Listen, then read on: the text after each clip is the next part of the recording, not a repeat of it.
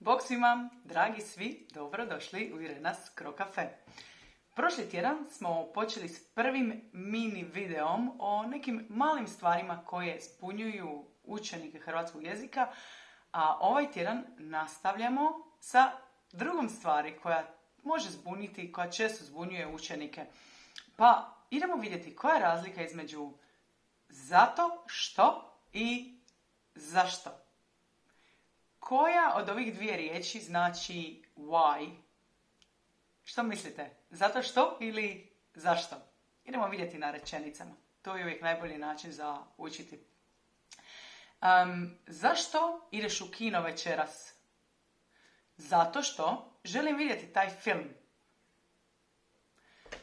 Zašto piješ kavu? Zato što se još nisam razbudila.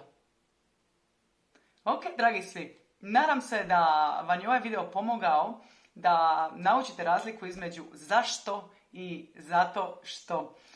Više videa i vježbi je dostupno na mom Patreon profilu. Učite s nama na Patreonu, postanite dio zajednice i nadam se da ste uživali u videu i vidimo se neki drugi put. Ćao, čao!